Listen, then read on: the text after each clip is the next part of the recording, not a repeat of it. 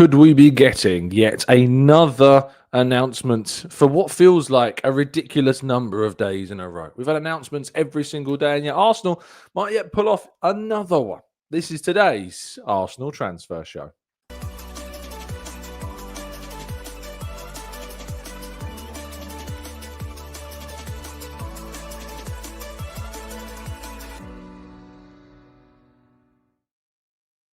Hello and welcome to the Gooner Talk, back again with you guys and girls for another episode of what is the Arsenal Transfer Show, joining you every single morning at usually 8 a.m. Today, 7:30 a.m. Reason for that, we got a internet engineer coming round, and the slot I was given, as I was frantically yesterday trying to sort out the problems. In fact, I'm using a wired internet, believe it or not. You know what frustrates me the most? The StreamYard gives you like a little icon that says like what your connection's like. Even though I've got this wired internet all the way from the living room, going all the way through the kitchen and into here, it's like a solid like 4 rooms it's going through. It's still saying in the top left-hand corner the connection is fairly good. I don't know what more to expect. But yes, we've got an engineer coming around. The slot I was given was 8 to 12. Of course it was. It's like, of course it's 8. It couldn't be 9 to 1 or 10 to 2. Or 11 to 3. It had to be from 8 a.m. Of course it was. So I'm doing the show this morning earlier than usual. I know that some of you will be like, what the hell? Why? Why is this? Why now? Why? You never told us. And you're right. I didn't tell you yesterday. I did do my best to tell people as much as I could. I put a post out on the YouTube. I put a post out on social media. I mentioned it on Harry's show yesterday. So yes, certainly. Was hoping that most of you at least would see it, but the likelihood is obviously very, very, very. Yes, it's a Virgin Media engineer, but when I said a Virgin engineer yesterday on the show with Harry, it just took off, and I was like, I'm not saying that again. So as far as I'm concerned, it's an internet engineer, and as Anthony points out, that engineer is definitely going to turn up at 12:01. Obviously, because that's how it works. Anyway, good morning to you all. Thank you so much. Really appreciate you tuning in and listening. It is greatly appreciated. I hope you have an absolutely have had and are having an absolutely fantastic day and week so far, of course. Good morning to all of you joining us in the chat box live. Pat and Wilson and Christopher and Pam and PJ. We've got Tom and Ismail and Ange. We've got Matt G and Jose and Harvey. Good morning to Temi and Dave and Trader Mike and Arthur. Of course, because this show is going out earlier than normal, the like 1K everyday like challenge is, of course, going to need even more attention and more backing than usual. So if you could be ever so kind to drop a like on the video, that would be greatly appreciated. But let's not waste any time because I've only got 25 minutes left. So let's jump into today's story, shall we? And we begin with the announcements, the unveiling, if you will, of Gabriel Heinze as Arsenal's new coach, replacing Carlos Cuesta, amongst, of course, the Arsenal coaches, the Argentina international, who's, of course, had coaching roles at a number of clubs, both as a number 1, as a number 2, as other coaching staff. But yes, Gabriel Heinze is joining Arteta's first team coaching staff for the next season and beyond, we assume. And it's going to be very interesting indeed to see what what to expect from somebody who, of course, is like, well, a little bit of a loose cannon, a little bit eccentric. For one, I'm looking forward to this, to wait and see what happens on this regard, because it could be quite a lot of fun. Moving forwards, though, and Christian Norgaard, as you can see from this leaked photo, has been spotted at the Arsenal training ground. You can see him there being dropped off and chatting with Andrea Berta. You can expect a video, of course, of the day. You can see, I think, Stuart McFarlane there on the right-hand side, and, of course, the Arsenal media team filming his arrival. Now, leaks are always very intriguing, aren't they? Because, of course, this person who's taken the photo, I mean, for one, you can see their reflection in their car window. Secondly, they know what time Christian Norgaard arrived. They know where this car is parked. It's very easy to work out who's leaking this photo. So, best of luck to you, whoever it was that leaked it, but it's not exactly difficult to work out who this was who took a photo and leaked. Of course, they might have just sent it to a mate, and that mate has obviously put it online. I don't know. But it's not exactly difficult to work it out. They've got a list of people that enter the training ground and their relevant registration numbers as well. So I always find it quite funny when these types of leaks come out. I'm like, Are you purposely trying to jeopardize like your own career? Like, it's such a strange one to me. I don't really get it. But of course, it was an image that was shared around on social medias yesterday. Dom says he thinks it's Edu. Edu is leaking it. He's the one that's leaking the information, certainly. But yeah, I think we can expect an announcement of Christian Norgaard's arrival at Arsenal, of course, very, very soon. That's probably fair enough. Ethan Nwaneri, contract talks with the player are progressing positively. Of course, there's loads of, and there has been constant speculation surrounding this idea that Nwaneri's going to leave and that we got a panic about this and Noni Madueke's potential signings, scuppering any chance of keeping him. Well, no, I think there's been a lot of, I think a lot of this has been overblown.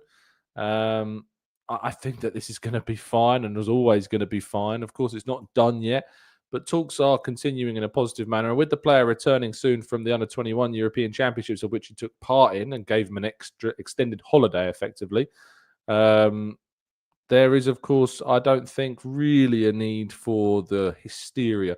There can be concern, definitely, whenever there's a player who's got such little time left on his contract and you're trying to come to an agreement over terms. Yes, of course, there's a reason, a need to be a little bit wary. But the angst and the chaos I saw on social media over the last couple of weeks, I'm sorry, is just way over the top. But yeah, we're hopeful that this one is heading in a direction that will see Arsenal, of course, get the player they want to keep and, of course, still be able to do the business that they want to do, of course, in the market as well. Speaking of which, Arsenal are still trying to agree the final details of the fee, of course, to sign Viktor Gyokeres. But Swedish meatballs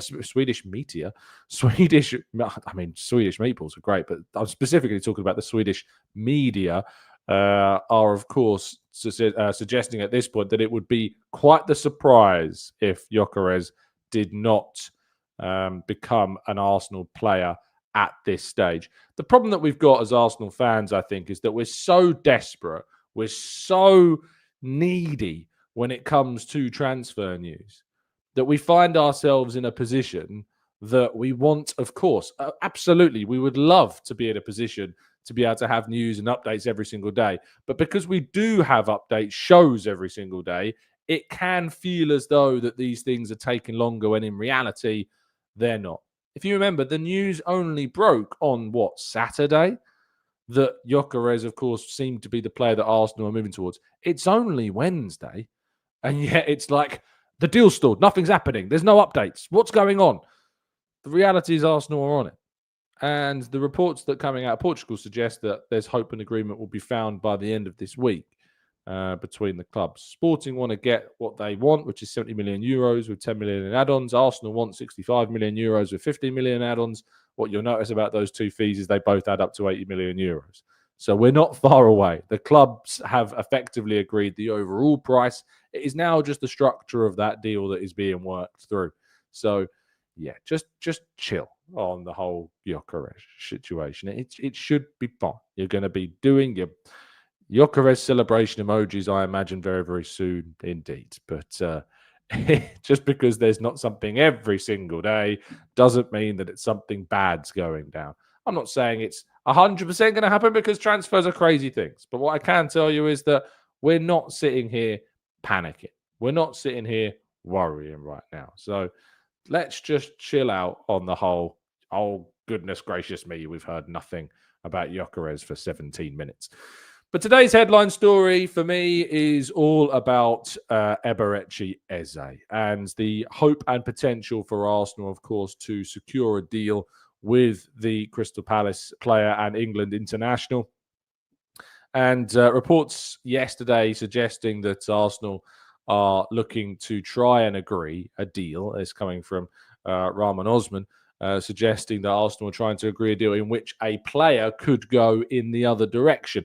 There's been some suggestions online from some faceless accounts of who that might be. Darren Arsenal suggesting it could be Josh Nichols, the youngster that could be going in the opposite direction as part of a potential deal.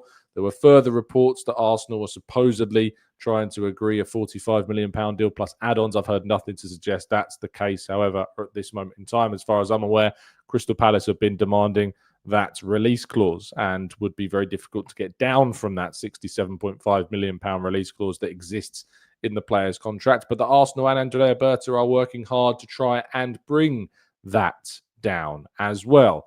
So if Arsenal can land Eberechi Eze, for me, this is the marquee signing of the window. More than Gyökeres, more than Rodrigo if it was to happen, more than Zubimendi. For me, Eberechi Eze represents the marquee deal, the big one, the one where I look and go, wow, they really did that. They went and got the player who's been absolutely bossing the Premier League of late. Because, Rodrigo would be cool to get as well, don't get me wrong. And we discussed this and we debated this a bit on Harry's show yesterday. Make sure you go and subscribe to the Chronicles of a Gooner podcast if you haven't done so already. It's an excellent platform and Harry does a great job every single morning at 10 a.m. So double morning shows for your listening pleasure. But when it comes to like this idea of adding Eze, I'm sorry, but this for me is the one. This for me is the player that I would look at and go, yeah, that's the statement. Arsenal landing Eze. Because at the beginning of the window, even though I knew Arsenal had the interest, and I reported it, of course, that interest in May, it was just interest at that point. And the idea that Arsenal would formalise their interest in Eze and would move for Eze was still quite some reality away at that stage. So, yes, absolutely, it would be great to see this happen.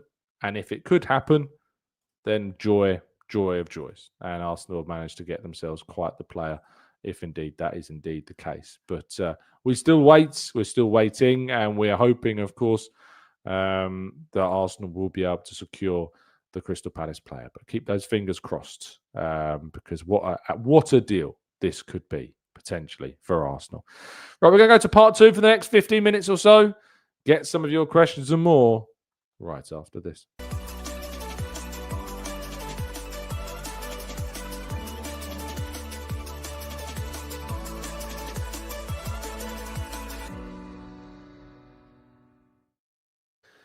Right, this is part 2. Now, I say 15 minutes.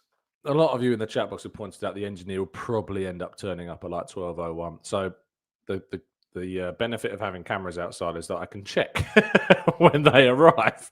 So we might be able to go on a little bit longer than just the 15 minutes taking some of your questions. But as soon as I get a little notification that someone's outside, we may have to briskly pop off the show. But we're going to take as many of your questions as we can, of course, and try and answer as many of these questions as we can as well. Harvey says, any news on Saliba's contract talks? Not anything more than what we have known for a little while, that those are ongoing. The club are very calm about them, and the player's very happy at Arsenal. Arsenal wanting to stay. He's still got 2 years left, of course, on his deal. I think we're in a fine place. The Real Madrid stuff is obviously there in the background, but there are suggestions that with Ibrahima Konaté's contract situation being a little bit more, let's say, open, that he might be the player they end up going for instead of Saliba. So yeah, let's just pay attention to that. But Arsenal are very calm, to my knowledge, on Saliba's contract. Andy says he is a lovely player, but Gyökeres and Zubimendi can move the needle more. Rodrigo, too, for me, is a Saka-like left wing. Eze just isn't as much of a need in terms of what we have. Now, for me, Eze pushes the needle for a number of roles. He pushes the needle for attacking midfield because having players of Nørgaard and Eze's quality gives us so many options. He can play and has played loads of games on the left-hand side for Crystal Palace. In fact, he's only played 18 games more in the middle than he has compared to his games for Palace on the left-hand side. Not a lot of games in comparison to that position at all. He can play as a left eight if we wanted to go more attacking against some of the teams further down the table that we have had those issues with. If you think about the amount of points we've dropped to teams that we shouldn't have dropped points to, they're the games I want to see Arsenal, utilising Nørgaard and Eze in the same midfield at times, maybe pushing Rice into the 6 or maybe giving Rice somewhat of a rest going into a big game the following weekend. It's such an important deal, I think, for Arsenal to do during this window. A man says, where do we currently stand with Madueke? As we have stood, £50 million plus price tag is what Chelsea are asking for. Arsenal have agreed personal terms with the player, but they are, of course, on a number of different profiles. We've been so used to stories that if Arsenal agree personal terms with a player, they're heading in that direction for that player, and that's the player that's going to be joining. Arsenal have had personal term discussions with a lot of players this summer who aren't going to join Arsenal. That's just the way Andrea Berta, of course, conducts his transfer business. So Noni Madueke is certainly a player the club are keen on, but will not pay a silly, silly fee. Although if they end up paying 50 odd million quid for him, that's, in my opinion, a silly, silly fee. So we're kind of still where we were. There's nothing really changed. You have to remember, well, at the moment he's away with Chelsea at the Club World Cup. I don't imagine Chelsea would be too keen on letting a player leave while the Club World Cup continues. They're, of course, I think now are they into the final or the semi-final of the Club World Cup? Yeah, I think they're into the final. Yesterday they beat Fluminense, 2 goals from João Pedro, 2 very, very good goals, you have to say, from João Pedro. And now, of course, the Club World Cup will see Chelsea face off between one of PSG or Real Madrid, which takes place tonight, UK time, 8 o'clock. That game takes place. Kiki says, Rodrigo has yet to prove himself as a starting winger. Can we be honest with ourselves? He's always played from beneath Vinny's shadow and never taken that starting role yet. Wilson says, do you think that it's possible whether Arsenal can get Eze and Rodrigo, Tom? I definitely think there is a world where that can happen, but I think that the likelihood of that scenario comes about if Arsenal manage to move a player on. So say a Leandro Trossard is sold, that would give Arsenal more of a flexibility to potentially do that deal. That's kind of where I'm at on that front, on that regard. So, yeah, I think that Arsenal would have to work in those means to get a deal like that achieved for them. Let's go to Maya says, why are we so bad when it comes to selling players? I mean, obviously this isn't true in just the sense of why are we so bad. Arsenal last summer sold Eddie Nketiah for £30 million. They got well over 30 million plus a very good sell-on clause for Emile Smith-Rowe. They got add-ons included, £25 million for Aaron Ramsdale. We got nearly 100 million just from 3 players last summer. This summer, the players that we are selling are Lokonga, Zinchenko, Fabio Vieira, and Reiss Nelson. These are not players that clubs are going to be fighting one another over to try and sign. So this idea that Arsenal, why are we so bad at selling players? It's a rubbish analogy because it doesn't take into any context, of course, what has happened, who these players are. You know, Zinchenko has a year left on his deal. Fabio Vieira spent last season on loan in Porto, is not in Arsenal's plans. Sambi Lokonga spent last season on loan with Sevilla with an option to buy of around 11 odd million quid, which they didn't activate. Reiss Nelson spent the half of last season injured, not playing with a serious hamstring problem. And of course, he too has very little time left on his contract. These are not the players that clubs are fawning over in the first 2 months of the window to try and sign. These are the types of players that tend to be the players that are sold later on in the window when clubs have exhausted plan A, plan B, plan C. They move on to those other potential targets. So it's not a case of why are we so bad at selling. I mean, you look at the deal we've done for Fuller and Balogun, how much money we made from him. That was an incredible piece of business by Arsenal. And it's not just him. Arsenal have sold other players for very good fees. If Tavares leaves Lazio, Arsenal have got a sell-on clause, which is in the state of the sell-on clause is quite significant. Well over 20% is that sell-on clause. But this idea that Arsenal are categorically bad at selling is not true. Is it an area they can improve? Yes. But just saying they're bad at selling or we're always bad at selling obviously is not the case. Cooper says, I'm so tired of Chelsea and Arsenal players. They just don't work out. I hardly ever do. Swap deal for Reiss Nelson plus cash. I get people's fatigue with Chelsea deals. I do. I really do understand that. And I empathise with those that are annoyed about it. Samuel says, Tom, I'm surprised we've had no Rafael Leao news or links with us. He has no Champions League, no European football. Milan is in a confused state. The wage must not be like his peers. Is it strange? Not really for me. I'm not that hot on Rafael Leao. I find him an inconsistent player. He's got a lot of talent and he's got a lot of skill, but his consistency of delivering that ability on the top stage doesn't, for me, never come through on a consistent basis as it needs to be. And I think the fact that there hasn't been, again, a real push from clubs potentially around Europe to try and sign him is somewhat of an indication, again, of that scenario. and of that inconsistency that Rafael Leao does indeed suffer from.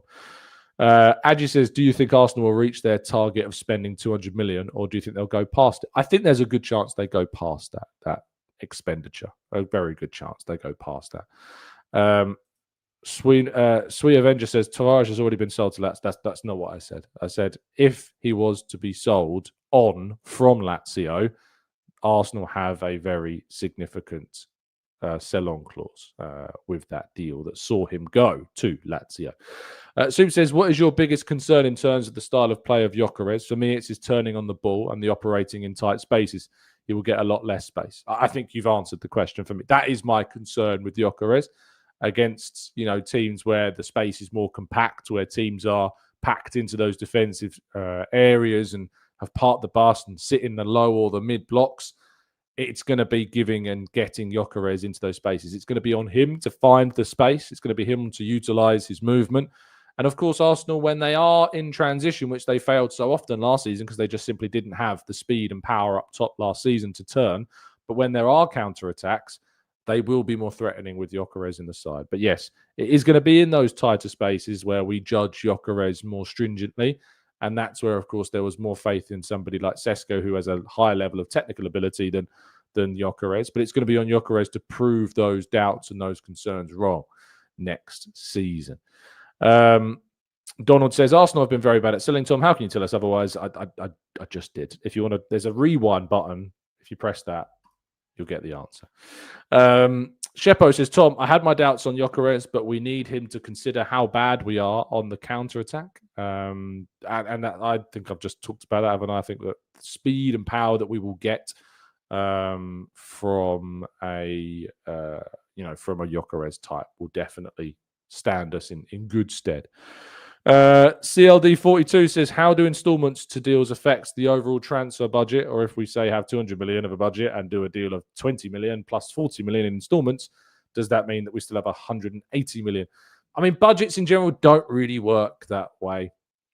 It's not like we sit down and we have X amount of money to spend, because installments and amortization and add-ons and things like this, you also have to think about the add-ons from previous summers as well. Deals, of course, like the Nicolas Pepe deal, we've only just finished paying off, even though we signed him ages ago. So it's not as simple as we have this amount of money, we can spend this amount of money. It's so much more complicated. I know that people have been acclimatized through budgets, through video games and things like this, but it's so much more complicated than that. Arsenal will want to do deals in installments because, of course, it helps them spread the cost over multiple seasons. But that has also meant that they are already paying off other deals over multiple seasons, like the Declan Rice deal, like the Kai Havertz deal. These deals take time to be paid off. It's usually only release clauses that see deals paid up front, especially like those in Spain. They tend to have to be paid as one lump sum. Thomas Partey is a good example of that. So, yeah, it's not as simple as that. And we also don't know the budget. And no one knows the budget exactly what Arsenal. You get those war chest stories of Arsenal have X amount of money to spend, but that's the reality. So there you go. Let's go to boom. A man says, Tom, how different will the wingers' roles be with Gyökeres joining? Will the strategy change at all? I think that you have to adapt. Both the player and the club, both of them have to adapt. One has to operate in a slightly different way to maximize the potential chances created for one of those players, whereas the player himself who's coming in also has to adapt the way in which they play to work with the wingers that they now have as teammates. So that's how things will change. I think Gyökeres, of course, likes to work somewhat with greater room. So we're going to have to use our wide players to try and draw players out of their natural positions and open up spaces for our centre forward. But I'm not going to sit here and try and teach you as if I'm some coach. I'm not some coach. So the reality is we will wait and see what the plan is, of course, as well. Let's go to CLD402, who says, follow up, how much did the Rice deal installments affect last summer's available funds for transfers? Absolutely no idea, mate. I have absolutely no idea what the actual, like the little breakdowns of the Rice deal. All we know that it was £100 million plus 5 million in add-ons. We don't know the exact breakdown of that deal. We don't know how it affected spending last summer. But Arsenal definitely still have more to spend than they had than they did end up spending. That's what we do know, because they did approach the Benjamin Sesko situation and hope to do a deal there on top of a Merino and, of course, a Calafiori deal. They also wanted to sign both Mikel Merino and Martin Zubimendi in that window. So we know that, of course, they had more money than they ended up spending, and they then still had the money available during the January window. But we don't know what, obviously, the likes of Declan Rice and that deal did on that window and how it affected our spending exactly. Eddie says, Tom, be honest, Alanga went for 55. Let's say we try and sell Martinelli. How are we actually going to get that kind of money? Well, you need a club that's going to be willing to pay it, Eddie. It's as simple as that. We're going to need a club that is willing to pay that amount of money for a player. And until that emerges, you're not going to get that fee. Now, those reports that came from Saudi a little bit, well, obviously, that it has kind of gone away in the last couple of days. It's not really been there. So I don't think that it's realistic to expect well over 55 million for Martinelli during this window. But, you know, when you see a deal like Alanga happen in that way, naturally makes you think, well, if he's going for that, surely we should be looking to get a little bit more than that, or quite a bit more than that for somebody like Martinelli. But, you know, you could argue Alanga had a better season last season than Martinelli quite comfortably. So, you know, there is also that to take into account. It's a difficult scenario.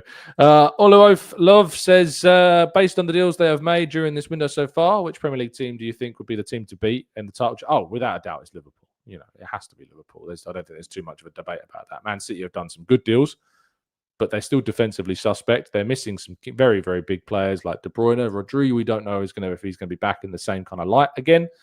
So, yeah, there's a lot of question marks in that regard. Shawnito says, 1,300 of you watching, only 288 likes. Make sure you smash the like button. Of course, sorry for those of you that didn't get the message that we were recording today's show half an hour earlier than usual.